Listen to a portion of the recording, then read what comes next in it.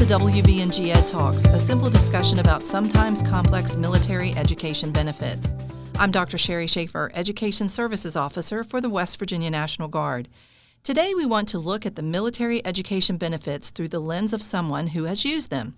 In other words, we want to get a first-hand perspective on how the benefits benefit our soldiers and airmen in the West Virginia National Guard. Joining me is Staff Sergeant Rebecca Burnfield. Welcome to Ed Talks. Hi, it's so great to be here. So to start things off, tell us a little bit about yourself. How did you come to be in the Air Guard? What really drove you to that decision? And where are you in your military career and so forth? Right. So I actually joined the military for the education benefits. I didn't realize how far that was really going to take me from the beginning. I was in my freshman year of college, and I was an education major, and the teacher said that most education majors have 2 jobs after they graduate. And I was a college student working 2 jobs, and I realized I did not want to work 2 jobs for the rest of my life. And so I knew that I was just kind of in a pivotal moment where I needed to take a step back. From college before I ended up being a major that wasn't really fitting for my futuristic life and what I really wanted in my goals. And so I joined the military really just to take time off of school, but also know that I was moving in a productive environment and a productive direction for my future. So where are you in your military career right now? So I am currently a staff sergeant, which is an E5. I'm going to put on E6 very soon, and I have completed multiple goals both on the military and civilian side. So, now somebody was telling me you were Airman of the Year a couple years ago. Yes, yeah, I was. So that's pretty cool. I was, yeah. I'm really hoping to put on for NCO of the Year also. So, I think really looking at the military can be really intimidating. And I always thought that I was definitely not the person, right? I didn't really fit the bill. I'm very outgoing. I'm very bubbly. I'm not very stern. But I was actually exactly what they needed. So it's been really a fun journey, I guess, halfway through it almost. So where are you in your academic career? So academically, I have completed 2 different associate's degrees. One of them is in dental hygiene. I literally Googled the most profitable degree that I could get for an associate's, and I knew that the military was going to pay for it, so I tried to get the best bang for my buck. And then I did that again because in the military I work in a healthcare field. So whenever I picked my military job, I literally looked, I thought, what am I good at? What can I take on the civilian side also, and what am I good at? And I am really good at science, and I love working with people, so I became a dental assistant in the military. And then from there, I got, a lot of experience. So I've had 6 years of experience. I went to dental hygiene school, and I was able to land a job. I'm literally, the perfect candidate. Every time I go for jobs, they're like, wow, you're the perfect, you have everything. You have the education, you have the experience in every single specialty, which was another thing that I was able to gain from the military. And then I went to WVU. I finished a bachelor's degree in public health and leadership, and I just started a master's degree. It's an MBA in healthcare. So. Wow. So your journey really went from education to where you weren't so happy into the medical arena. Yeah, so I think I really, I'm still really kind of in education, but I'm in education that pays a little bit more. So I guess I'll just be a doctor. I'll just educate patients. It's a kind of a twist on something. So it was a more productive lifestyle. So what specific benefits have you utilized throughout your academic pursuits in terms of your military benefits? So I think definitely the most helpful one was the tuition assistance, which is different from state to state. That's specifically why I picked West Virginia.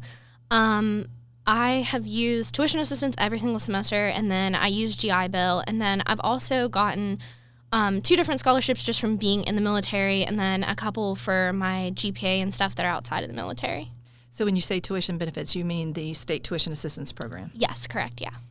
And so you've utilized that as much as you possibly can. Yeah, for for 6 all of years. those degrees, yeah. Yeah. And so are you using it again for your master's then? Correct, yeah. And actually something I just learned today, I was talking to the master's, the graduate program director, and there are not any scholarships that you can use in your graduate program because I was confused where all my scholarships went. And one of the things you can do, though, is the Guard will pay $7,000. And so the only other option for tuition assistance you have for a graduate program is being a GA or a tuition, working directly with other teachers. So it was a way to have a full-time job and still get school paid for. It's actually the only way. GI Bill in some cases will pay too. Oh, so just yes. keep that in GI mind. Bill. Yeah, the GI Bills too. I always forget about that. It's just extra money I get on the side. Right. So I always forget about it. So can you tell us about some of the lessons that you might have learned in terms of using your military education benefits? Yeah, turn everything in on time. So I think it can be stressful at first, like just creating your account, making sure you have everything, because it's kind of like not very directive whenever you first join. So I always try to pull in like young airmen. I'm like, hey, do this right now because it's a time constraint. But I was really lucky that our tuition assistant people are really great, and they worked with me and they were able to like help me out through the things I didn't know. My first semester, I didn't know to turn everything in, and they just are always there to like guide us. You guys are always there to guide us. So when I brief our new soldiers and airmen, I tell them, it doesn't just automatically happen. You have to. It feels like you're jumping through a little bit of hoops, and it's not like we sit back in our office and go, okay, how can we torture these poor souls? But there is a process that we have to do. That's what's required of us in order to make this work. Mm-hmm. And so it does feel like hoops a little bit, but in the end, you're going to get some money to pay for your school. Very profitable hoops to jump through. It's definitely worth the struggle. Yeah. Right. And be on time. Yes. We cannot stress that enough. So that's good advice, actually. So what other advice would you give to one of your fellow guardsmen in terms of approaching their particular education journey and then also using the benefits that are available to them?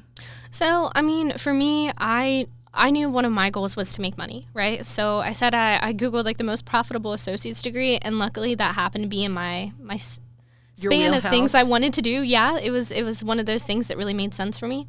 So I think just really making a list of the goals that you want to do. I made a list of all the things I'm good at, things that I wanted to do in the future. I knew I wanted to help people, whether that be medically or educationally. And so I luckily landed in a job. I wouldn't say luckily.